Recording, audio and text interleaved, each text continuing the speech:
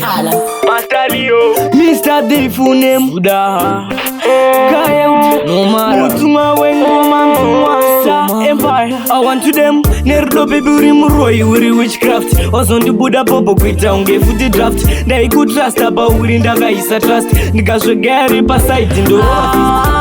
Ogandisi ya inindi jichema Kana kakutora njiri kumfima Kana ndakambata shwando mtema Love is blind but ini ndakaona iwe Si ya inindi jichema Kana kakutora njiri kumfima Kana ndakambata shwando mtema Love is blind but ini ndakaona Ndaiti uri wangu uchindinyepera Ndisingatarisire rudo rakazopera Kunorira zveshuwa ini wakandikura Ningachema kunani handine kuchemera my girl ini wandisiya paden mumba mna kids sema spray wa begon wakandinyengera sadirira ndini Samson ndakanzwa kuti wakatengerwa iPhone wakandisiya ini ndichichema kana kakutora njiri kumfima kana ndakambata shwando mtema love is blind but ini ndakaona iwe siya ini ndichichema kana kakutora njiri kumfima kana ndakambata shwando mtema love is blind but ini ndakaona ndachema zvangu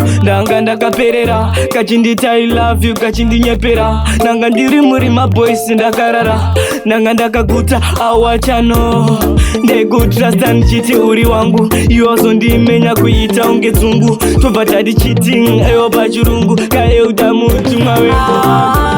wakandisiya ini ndichichema kana kakutora njiri kumfima kana ndakambata shwando mtema love is blind but ini ndakaona iwe siya ini ndichichema kana kakutora njiri kumfima kana ndakambata shwando mtema love is blind but ini ndakaona ndaiti uri wangu uchindinyepera ndisingatarisire rudo rakazopera kunorira zveshuwa ini wakandikura ningachema kunani handine kuchemera my girl ini wandisiya paden mumba mna kids sema spray wa begon wakandinyengera sadirira ndini Samson ndakanzwa kuti wakatengerwa iPhone wakandisiya ini ndichichema kana kakutora njiri kumfima kana ndakambata shwando mtema love is blind but ini ndakaona iwe siya ini ndichichema kana kakutora njiri kumfima kana ndakambata shwando mtema love is blind but ini ndakaona